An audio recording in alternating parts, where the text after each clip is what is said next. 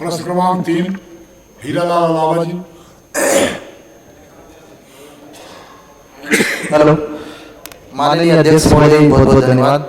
आपका संरक्षण चाहता हूं और इस सदन से भी अनुरोध है कि इस गंभीर प्रश्न पे आप सभी ध्यान दें।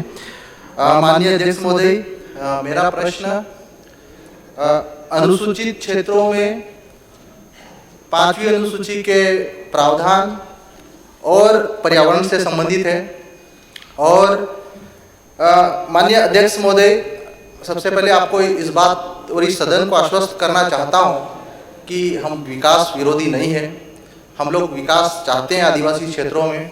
आदिवासी क्षेत्रों में शिक्षा और स्वास्थ्य की बुनियादी सुविधाएं मिले, लेकिन हम ऐसा विकास भी नहीं चाहते जो आदिवासियों के हितों को देखा जाए। अध्यक्ष महोदय, मेरा प्रश्न पे आ रहा हूँ। माननीय अध्यक्ष महोदय, मेरा जो प्रश्न था कि जो अनुसूचित क्षेत्र अंतर्गत मनावर विधानसभा क्षेत्र में कितनी खदानें हैं, किस प्रकार के उसमें मिनरल्स निकाले जाते हैं, और क्या इन खदानों को अनुमति देते समय पी पेशा कानून का अनुपालन किया गया। माननीय अध्यक्ष महोदय, मुझे सवाल का जवाब मिला है कि उल्लेखित मुख्य खनिज चूना पत्थर की खदानें खान एवं खनिज विकास विनियम 1957 में संशोधन दिनांक 12/1/2015 के पूर्व स्वीकृत हैं।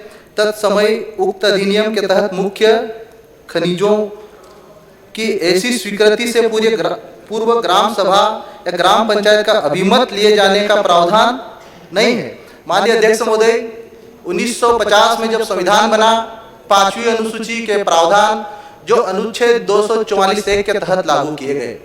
1996 में संसद ने पेशा कानून बनाया और पेशा कानून के तहत यह सुनिश्चित किया गया कि ग्राम अनुसूचित क्षेत्र में कोई भी परियोजना, कोई भी उद्योग अगर आते हैं, विकास करते हैं, विकास के नाम पे आते हैं, तो ग्राम सभा की अनुमति अनिवार्य है। लेकिन मुझे जवाब दिया गया कि 1957 के संशोधन के तहत, जबकि यहाँ पे पी पेशा कानून के तहत उन कंपनियों को अनुमति लेना चाहिए थी। मेरे विधानसभा क्षेत्र में अल्ट्राटेक सीमेंट फैक्ट्री एक बड़ा उद्योग है जिसने 965 हेक्टेयर जमीन अधिग्रहित किया है अनुसूचित क्षेत्रों में, और उसने ग्राम सभा की अनुमति नहीं ली। तो मैं जानना चाहता हूं कि क्या अल्ट्राटेक सीमेंट फैक्ट्री जो कि आदिवासी क्षेत्र में, अनुसूचित क्षेत्र में है, बिना ग्राम सभा के स्थापित किया गया है? क्या मंत्री महोदय बताने का कष्ट करेंगे कि क्या इस उद्योग को संचालित करने के लिए ग्राम सभा की अनुमति ली जाएगी, जो वर्तमान के जो पेशा कानून के तहत जो मापदंड है? माननीय मंत्री जी। माननीय अध्यक्ष महोदय, जैसा कि सदस्य जी ने बताया, उसके अल्ट्राटेक के पर्टिकुलर उन्होंने संबोधन दिया है, वो मेजर मिनरल में आता है। और जो मेजर मिनरल का नियम है, जैसा कि उन्होंने खुद ही बोला है कि हमारे खान एवं खनिज अधिनियम 1957 में ये नियम है कि उसमें ग्राम सभा या ग्राम पंचायत की अनुमति नहीं ली जाती है। इसलिए उसके अंतर्गत वो चल रही है। जहाँ तक माइनर मिनरल की बात है, उसमें माइनर मिनरल में हमने अनुमतियां ली हैं और वो हमने उसका जवाब माननीय सदस्य को दिया भी है। और इसलिए वो अनुमति हमने जो पंचायत का नियम के तहत ही, जो उन्होंने मेंशन भी किया है अपने प्रश्न में, उसके तहत ही ली। माननीय सदस्य, आपके माध्यम से माननीय मंत्री जी से मैं पूछना चाहता हूं कि जो चूना पत्थर के नाम पे अनुमति ली गई है माननीय अध्यक्ष महोदय, वो गौण खनिज में आता है, और गौण खनिज में ग्राम सभा के प्रावधान, ग्राम सभा पी पेशा कानून के ऊपर लागू होता है। तो मैं ये कहना चाहता हूं कि गौण खनिज के अंतर्गत राजपत्र द्वारा जो अधिसूचित है कि चूना पत्थर गौण खनिज में आता है, इसके लिए ग्राम सभा की अनुमति अनिवार्य है। माननीय मंत्री। अध्यक्ष महोदय, दो चीजें हैं। लाइम स्टोन में यदि इंफीरियर क्वालिटी का रहता है तो वो हमारे गिट्टी में चला जाता है, जिसको कि गौण खनिज में हम लेते हैं। तो यदि वो हाई क्वालिटी का हाई ग्रेड वाला है तो वो मेजर में चला जाता है। तो मेजर में परमिशन नहीं है।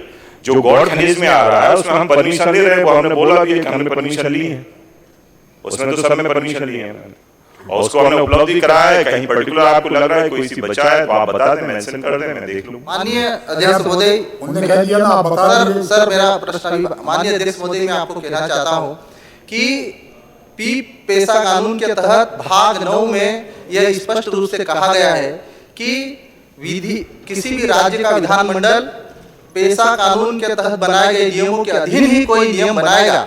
लेकिन मुझे नहीं लगता है कि पेशा कानून के तहत अनुमति दी गई, तो मैं माननीय मंत्री महोदय से यही चाहता हूं कि पेशा कानून के प्रावधानों को पालन करते हुए ही अनुमति दी जाए, अन्यथा अल्ट्राटेक सीमेंट प्लांट का कैंसिल किया जाए।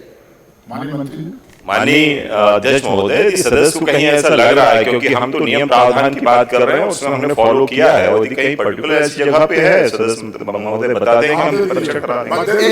एक सर महत्वपूर्ण सर पर्यावरण से संबंधित है। मनावर विधानसभा अंतर्गत मंत्री जी ने जवाब दिया कि 31 खदानें हैं, उसमें से ज्यादातर गिट्टी खदानें हैं और गिट्टी खदानों के हमने पर्यावरण के लिए जांच की बात की थी। माननीय अध्यक्ष महोदय, गिट्टी खदानों से, अल्ट्राटेक सीमेंट प्लांट से वायु प्रदूषण, ध्वनि प्रदूषण लगातार हो रहा है, क्षेत्र में प्रदूषण फैल रहा है और बहरापन, सिलिकोसिस जैसी गंभीर बीमारियां उत्पन्न हो रही है। लेकिन प्रदूषण बोर्ड ने पिछले 5 सालों में इन फैक्ट्रियों के खिलाफ, इन खदानों के खिलाफ कोई कार्रवाई नहीं की, कोई जुर्माना नहीं लगाया।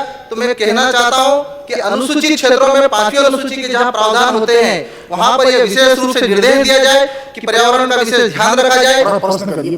और मैं चाहता हूं कि प्रदूषण बोर्ड के जो अधिकारी जिन्होंने कोई कार्रवाई नहीं की उनके ऊपर कार्रवाई की जाए और जिन्होंने ग्राम सभा के नियमों का उल्लंघन किया उनके ऊपर कार्रवाई की जाए।